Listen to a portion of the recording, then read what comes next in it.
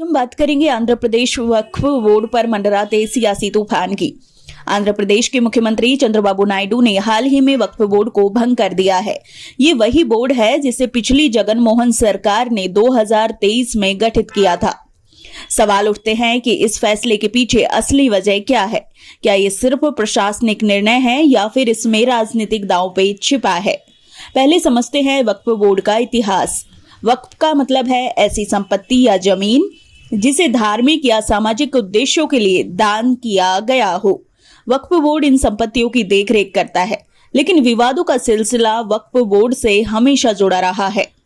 भारत में 32 वक्फ बोर्ड हैं, 6 लाख से ज्यादा वक्फ संपत्तियां हैं। इन संपत्तियों की अनुमानित कीमत 12 लाख करोड़ है। इतनी बड़ी संपत्ति के बाद विवाद और भ्रष्टाचार का होना लाजमी है, लेकिन इस बार विवाद का केंद्र बना है आंध्र प्रदेश का वक्फ बोर्ड। अब बात करते हैं आंध्र प्रदेश के ताजा विवाद की। चंद्रबाबू नायडू सरकार ने वक्फ बोर्ड को भंग कर दिया है। उन्होंने इस फैसले को हाईकोर्ट की रोक और संवैधानिक शून्यता से जोड़ा है, लेकिन विपक्ष इसे राजनीतिक कदम बता रहा है।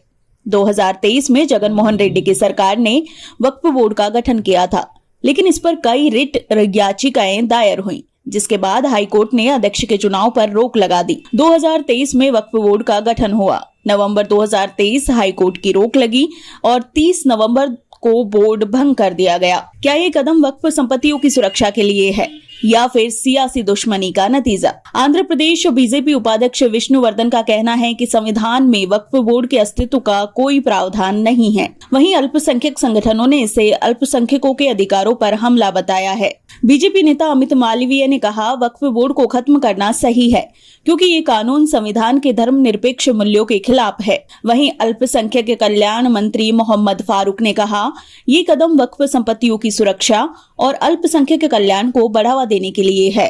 सिर्फ आंध्र प्रदेश ही नहीं बल्कि राष्ट्रीय स्तर पर भी वक्फ कानून पर चर्चा तेज है। मोदी सरकार वक्फ कानून में 40 बड़े बदलाव करने की तैयारी में है।